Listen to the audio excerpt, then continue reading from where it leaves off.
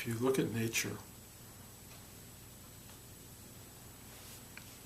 the one lesson that it's giving us over and over is that something is born,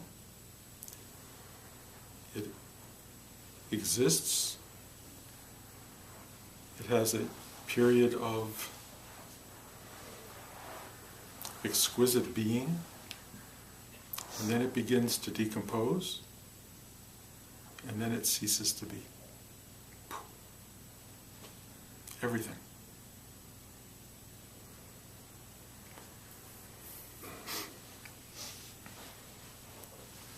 I can't speak for all the other creatures and all the other inanimate objects on the planet, which also go through the same cycle. Even stones come into being and then cease to exist. But I look at leaves, I look at birds. You watch all the creatures of the world, and the only ones that seem to believe that they won't be part of that cycle are human beings. The only creatures that somehow think they will exist forever are people. The resistance to the idea that they are part of a natural order is remarkable, because people, almost up to the last moment of their life, do not embrace the idea that they are here for a very limited time. And that limited time is programmed. It's a very specific cycle. We come into this world, we learn the rules of it, the operating rules, how to walk on 2 feet, how to eat, how to defecate. We learn how to learn, we learn how to get information about this place. And we learn how to, in a sense, experience a kind of control over the physical dynamics of this world. And it's an extraordinary experience controlling this, gaining power in the world, or not. Some people don't. But the effort to gain it, the effort to succeed, to triumph in life, is very powerful. And then to want to hold on to whatever you've gained is probably at the core of all human suffering. For a very simple reason, and it makes absolute sense when you think about it. You can't hold it. You may want to. You may give birth to the most beautiful children and want to hold them forever, but they just keep growing and changing and moving on just like everything else. You know, movies start, engage you completely for 2 hours, they're over. You can't hold on to a movie, even the best ones. You can watch it 30 times, but it's going to be the same story. Beginning, middle, end. Beginning, middle, end is the cycle of human experience. Most of you guys are middle right now. I'm luckily veering toward end, and it changes the perspective. And you do not know when you are in the beginning what the middle will look like. You get images of it. You look up at your parents, you look at your big brothers and sisters, you go, ooh, it's going to be like that. And then you kind of get there, and it isn't exactly like that. It's your own version of that. And your own version of that is complicated. And one of the things you discover about everything in life is that it's not exactly what you expect it to be. It's good and bad at the same time. It's happy and sad. It's got all these complexities. It's got all of this emotional stuff surrounding it. It's got the weight of your story. Your desire, your hope, your ambition, your failures, your disappointments, all of that stuff. Who likes you, who doesn't like you, who gets you, who doesn't get you. All of this stuff is playing itself out every day of your life. And so you're moving through this amazing wilderness of possibility, and all you're thinking about is, will I get there? When will I get there? And every one of you has a different idea. What does it mean to get there? Ah, I'm in love. I got there. And then, you all of you who've been in love know that has its own cycles, beginnings, middle, and ends. That everything changes. Everything transforms and evolves. Nothing stays the same. Nothing. It's always in transit. And this desire to hold it makes us crazy, because we can't. Not for a second.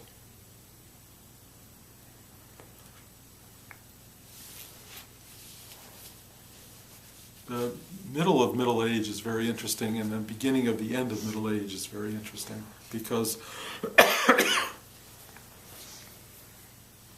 it's really the first real intimation that this is not going to be forever. It really has limited duration, and trust me, you don't even have a clue to how deeply that will go. But it really starts to shift. Everything about your life starts to shift.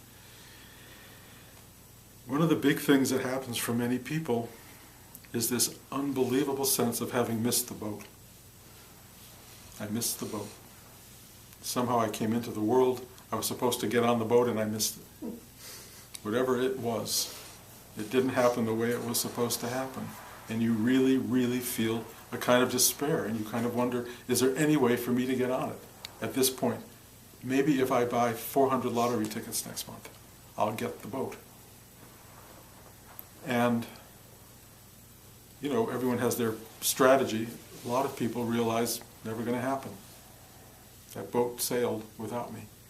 So here I am, little old me, a failure, someone who got some stuff, didn't get a lot of stuff.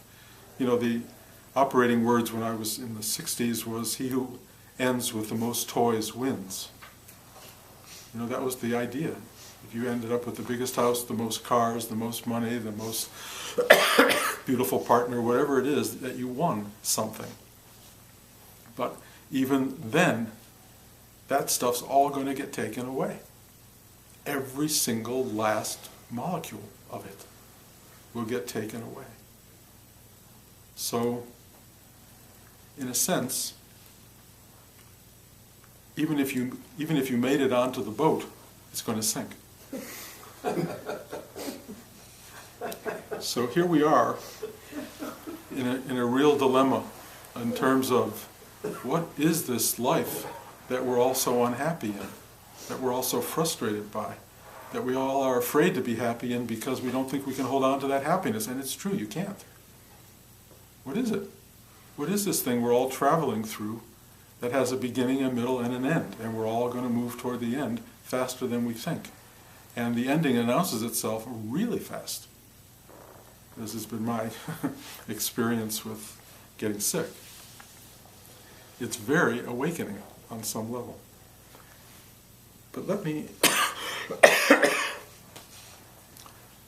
get to the core of what I want to say here.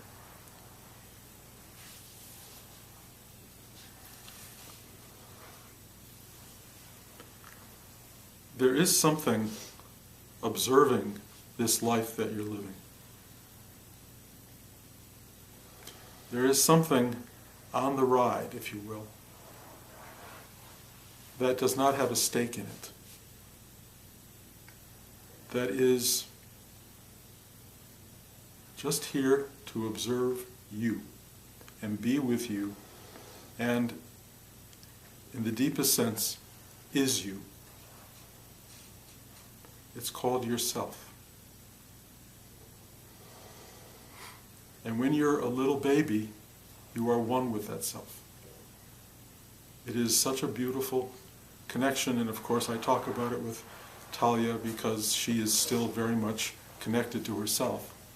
But she's beginning to pull away from that. She's beginning to do what we all did, which is to identify herself as having a story.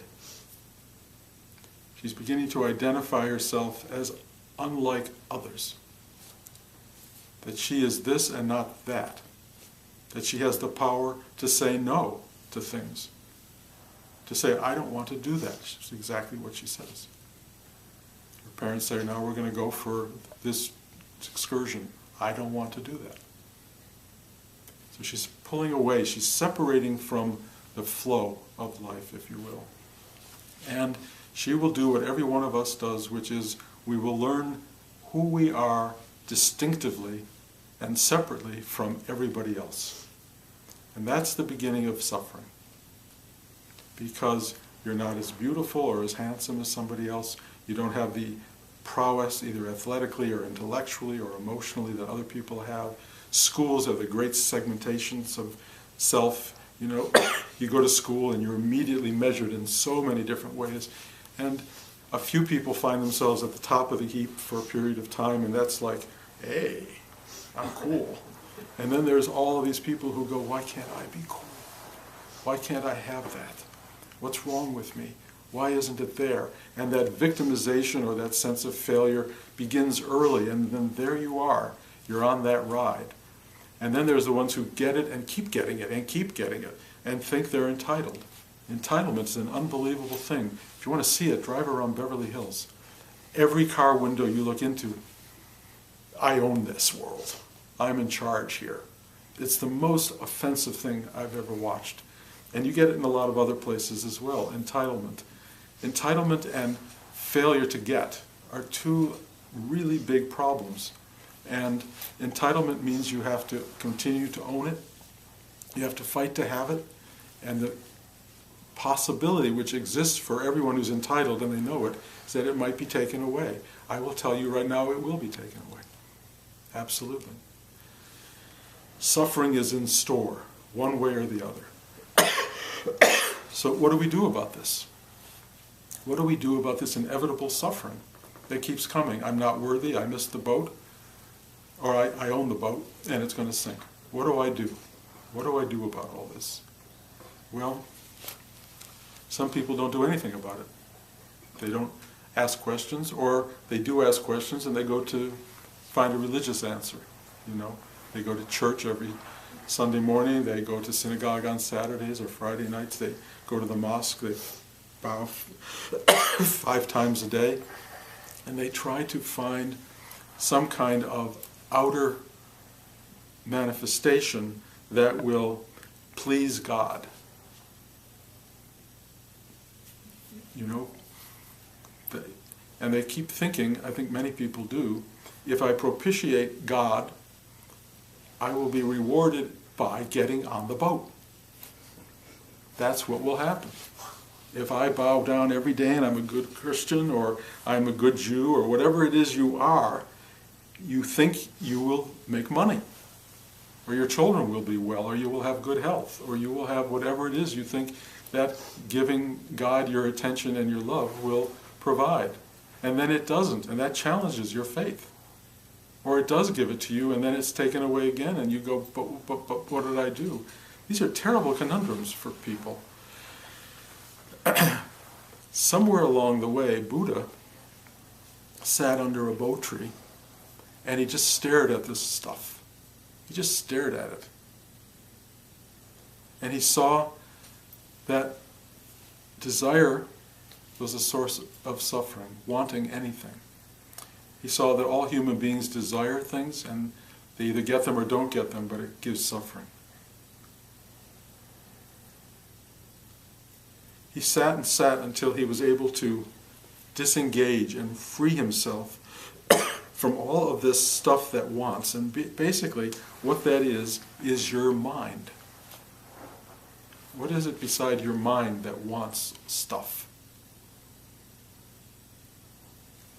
As long as the mind, which is the thing that starts to get really developed when you're 4 years old, as long as that mind starts to come into the world and engage it and think of itself as knowing or not knowing, or brilliant or not brilliant, you know, and getting all A's or getting all F's and feeling top of the world, or like, you know, you'll never make it in life. This thing that's operating in all of us, this narrative voice, is absolutely the source of all of our unhappiness and all of our suffering. If you could stop that voice, what would happen? So Buddha sat under the Bo tree, and he watched how loud that voice was, how insistent, how persistent, how powerful, how it involved itself in our emotions, how it involved itself in our physical body, how much we were completely driven by this noise of ourself talking to us.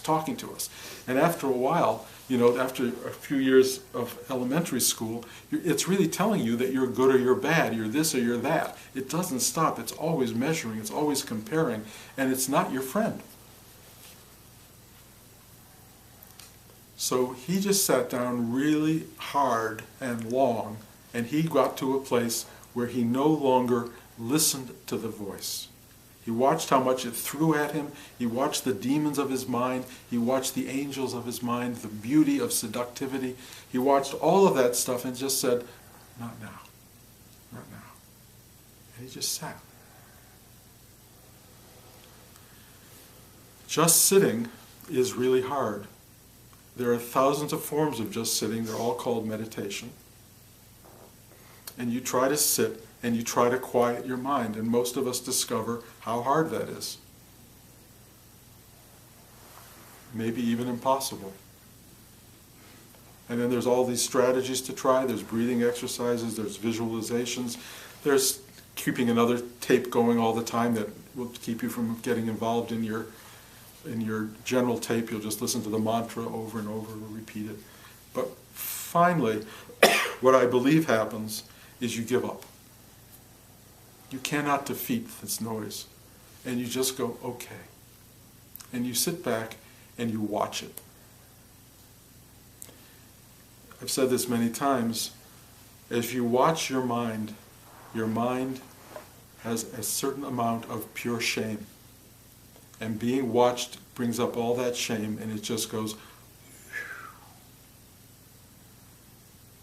it gets really quiet. Just because you watched it. And you experience something very simple. I would call it sublime. You experience this amazing stillness, silence, awareness, beauty, clarity, truth. It's just present. Or you can call it presence. And it's just sitting there. And you go, where is this coming from? And you know where it's coming from because you know it's been there the entire time. It's never not been there. It's always been there. It's yourself. It's just there. And the more you enter into yourself, or sit with yourself, you feel this abiding sense of rightness. The discovery of self often creates a sense of bliss. Like, oh my God. The gift that lies within you is so enormous that you can cry, you can have all sorts of experience, but ultimately it's a very still space. It's a very empty and at the same time completely full space. It's absolutely embracing and satisfying. It's yourself. And it absolutely knows you, and more importantly, and you begin to discover this, it loves you. But really, the you that it loves is itself. It is love. It is love itself. And this entity that's on this journey from life to death, from birth to extinguishment, it's observing that. And it's watching it with absolute fascination and involvement. Somehow or another, being born, coming into life, going on this journey is a major, major privilege. It's one of the great gifts the universe allows us. How it ever came into being, there's no way to say. All I know is we are in it. We are on this journey. And if you start to go back into yourself and stop being caught in the drama of it for a little bit, you go, oh,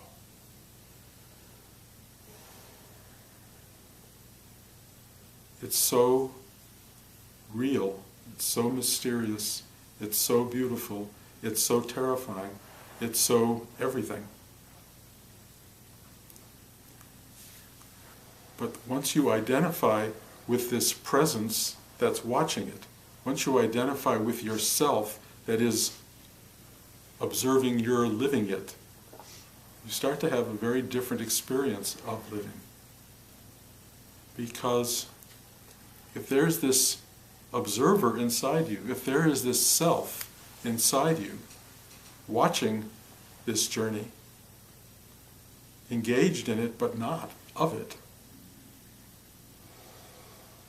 then what's this journey about? What's this story that's causing you all this drama and suffering? The mere fact that there is this self present all the time within it changes it completely. And your ability to engage that self is honestly the only boat you want to get on.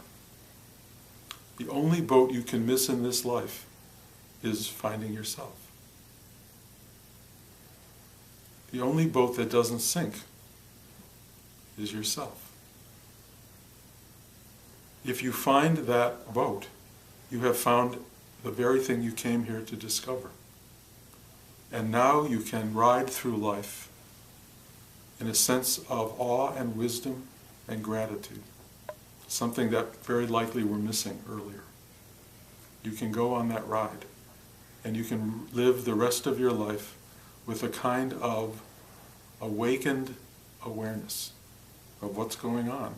You look at people, everything they say or do or how they act becomes amazingly informative to you. The knowledge, the wisdom that comes to you moment to moment to moment. You look at a tree, at a bird. We were driving the other day and a turtle was crossing the road, and one car stopped really fast so the woman could get out and move the turtle, and Blanche almost killed the turtle and the woman and ran into her car because she was stopping so suddenly to take care of the turtle. It was one of these human moments, but not very bright ones. And all I did was I looked at the turtle, and I saw the turtle go. Its neck spun around like one car is backing up, one car is moving forward, and it's probably going to get crushed. And I never knew a turtle experience fear. I saw total abject fear in a turtle.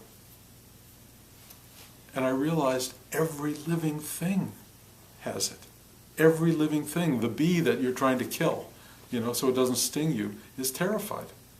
Every form of life lives fearing being extinguished, the one inevitability, and it fears it. When you move into yourself, when you find yourself, you find something which you know intuitively, instinctively, totally, it will not ever, ever be extinguished. It doesn't mean that you, in your mind and your personality and your personal drama, will not come to an end. They absolutely will. But how you will engage that end will be deeply informed by whether or not you know yourself, by whether or not you have opened to yourself. I talk a lot about this experience of awakening. It's a very unusual and I think rarefied experience, and I think probably not the most important experience in the world. But when it happens, your narrative story falls away, which is really a remarkable release. Or much of it falls away, because what you then discover is they're going to get rid of more and more that you didn't even know you had. Chunks, icebergs of you melt into the sea. Very powerful. It leaves you with nothing but yourself. It's a really remarkable thing.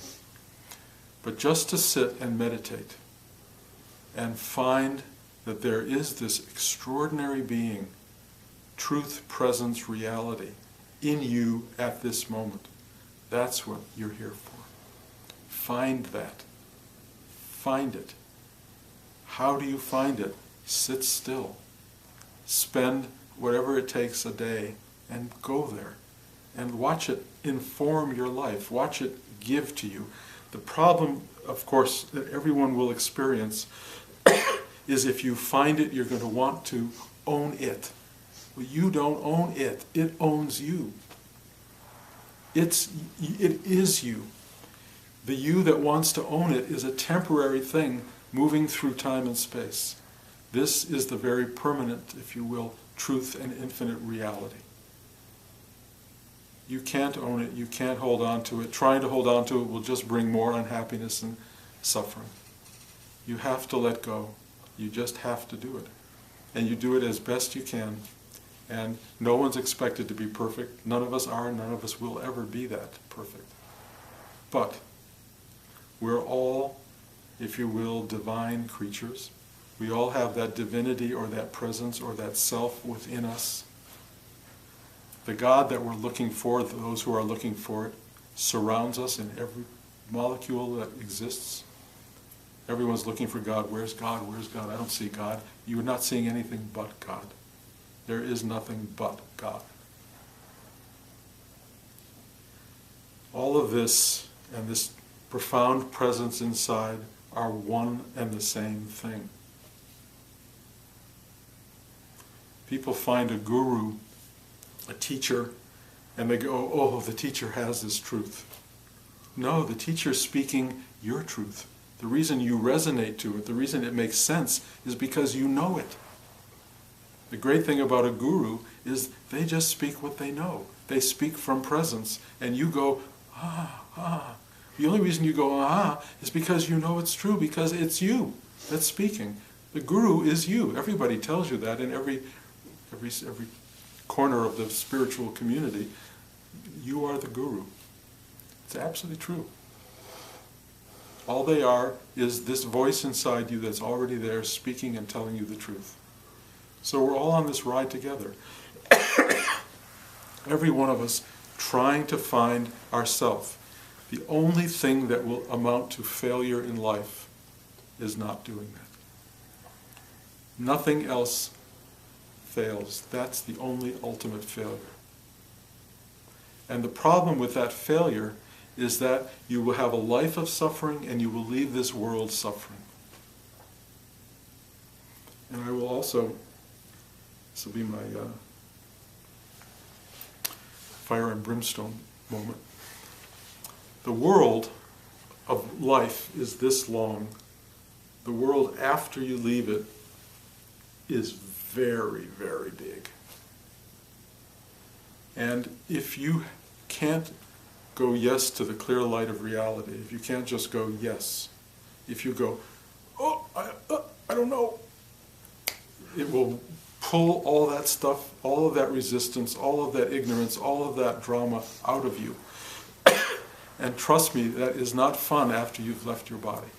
It's not fun in your body, but it's really not fun when you leave your body. I don't want to go into a long spiel here, but the process of disengagement that you're here to learn while you're alive happens in spite of your pleasures or your desires when you leave here.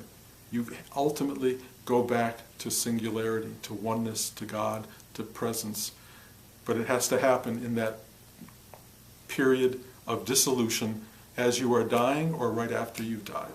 And it's timeless and it's unpleasant. It's called hell for people. It's hell because you won't let go. You haven't learned how to let go in your life, and you're not going to let go when you're after your life. You're going to go, no, no, no, and they're going to do exactly what you see in all these horrific pictures. They're going to tear you apart, molecule by molecule. Why? Because you can't leave here in a body. You can't leave the world enmeshed in stuff, in mind, in history, in story. It all has to go. So when is the opportunity to let it go? Now. Now, not tomorrow, not next week, now. This is it. This is the moment. And all you have to do is sit still, take Rudy's big deep breath, focus it in your heart, ask for help to surrender, and just find this unbelievably still point that knows everything. say thank you, and be there. And watch, and it will begin to unravel you. It will take you apart. Or you will start to live what's called a natural order of life. And what will happen is you will spend the first part of your life up until middle age weaving together a self, and you will then find the next part of your life the unweaving of that self. It's very natural. You don't have to be really spiritually imbued to do this. It will happen. Part of it will involve sickness, and it will involve failure, it will involve a willingness to see that life moves on, that it's not what it was. There's a kind of a understanding that allows you to go, I am being unmoored, I am being unraveled, I am being brought back to simplicity. It's what every leaf on every tree goes through. It's what you are going through or will go through. If you allow it to happen just naturally, that will be just as good as meditating, although I tell you, if you have a sense of self in the midst of this, it helps. It really helps. And if you don't figure this out or do this before the end of your life, it's all going to happen so dramatically at the end that I don't know how anybody would go through it. So, anyway. Don't miss the boat. Don't miss it. It's right in front of you. The real key is moment to moment to moment. This is the truth of the moment. This is the truth of the moment. This is the what is of the moment. It's not ever going to be completely wonderful. It's never going to be completely terrible. It's always going to be some weird mixture of stuff. This is what is. Yin and yang, up and down, yes and no, love and hate. It's all woven into every second of our life. Live it, live it, live it, moment to moment. Try not to fight it. Say yes. Learn from it. Take it on its full journey, and at the end, you will be done with the ride. It's really not that hard, but we are so lost on the journey that it gets very complicated. This is a very simple thing. Live your life. Get quiet occasionally. Enjoy the moments as they arise, and you will have an amazing journey.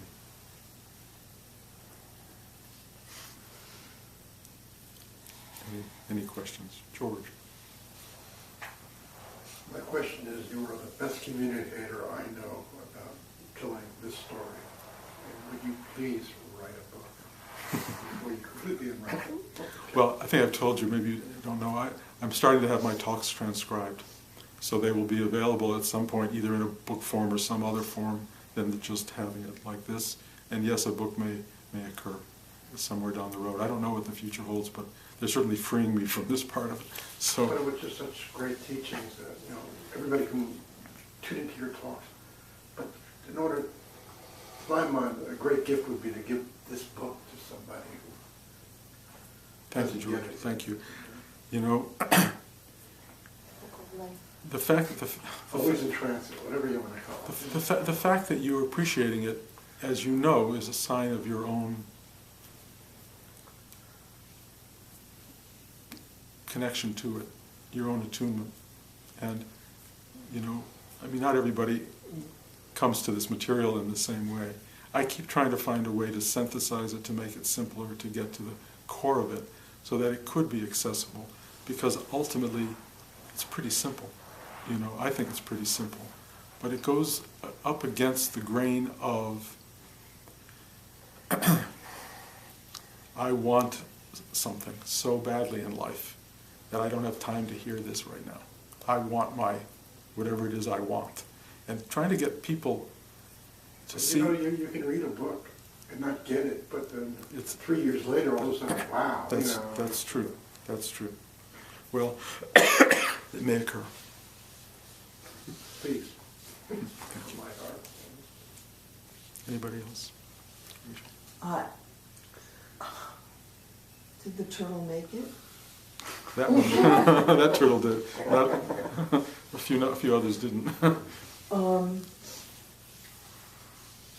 It's extraordinary, of course, that you started the talk with nature because this week, as I was going to get in the shower and had my bathrobe half on and half off, and there was a bang at the door. Not a buzzer, not a bell, a bang and a fist, and it was the police. And I have been trying to save a stream. But the politics involved in saving the stream have twisted me into knots.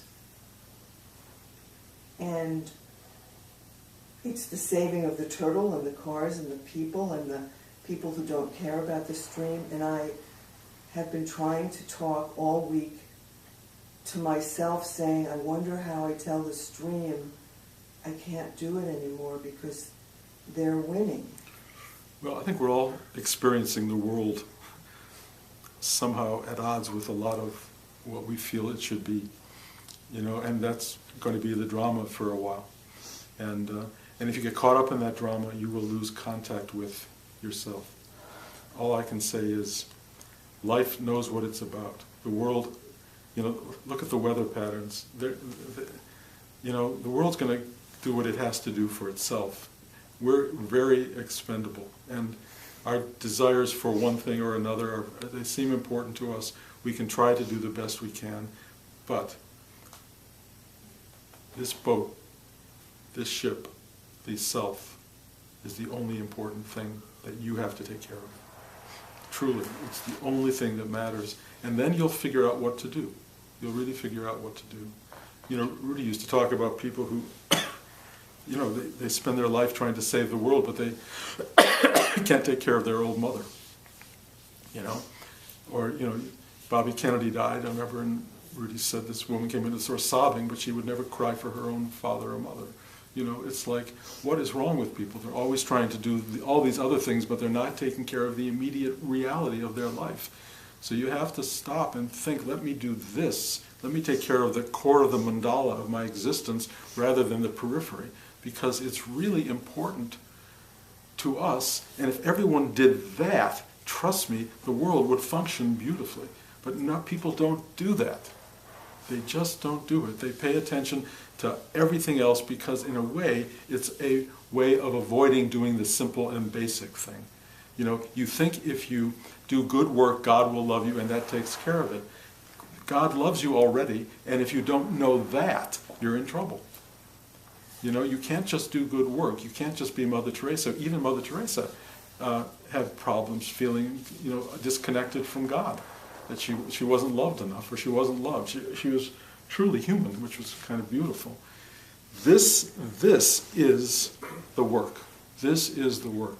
Find yourself, and then you will save and be true to every person in the world. Everyone who comes in contact with you will be in touch with the self, which is their self. That's the amazing thing. If you are living as yourself, you are the self of the world, of every human being. And you will watch, you'll see what happens. People will avoid you, which means very directly they're afraid of themselves. People will approach you with sudden openness, and you'll go, this is a person who knows themselves, who's not afraid of themselves. It's so direct, it's so immediate, it's so meaningful.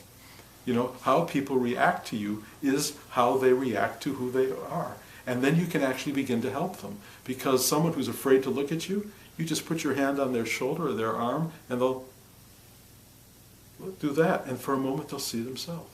They'll feel themselves. And you'll be able to become a worker, if you will, of the self. Someone who goes in and works in the world. That's what the self does.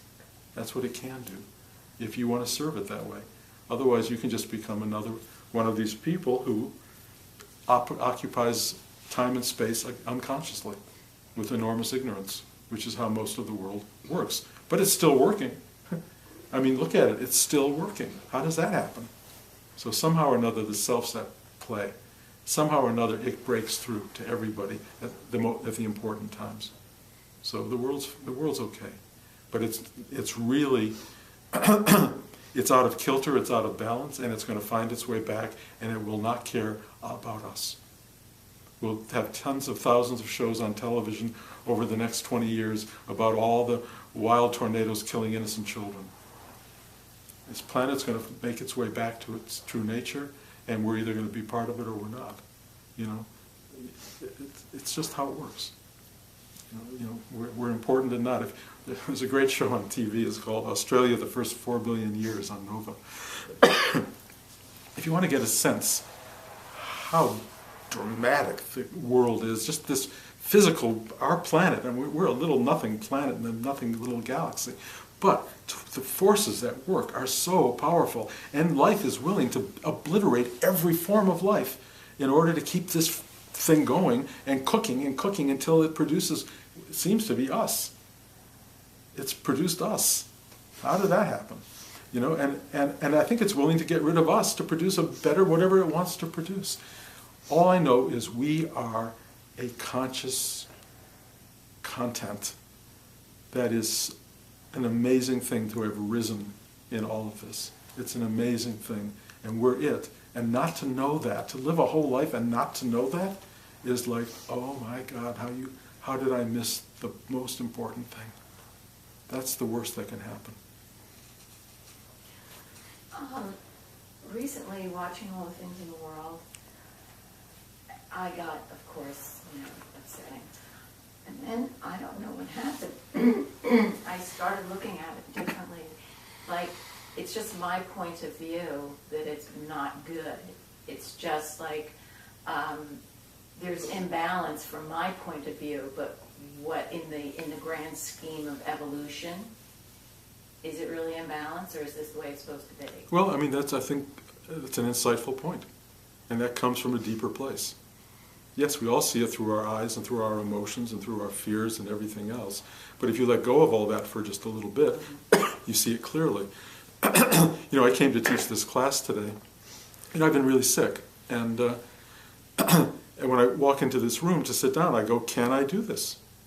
Can Bruce sit here and teach this class? I have no energy. I'm coughing away, day and night. There's all this stuff going on. And I sit down, and there's no more Bruce. Bruce is gone.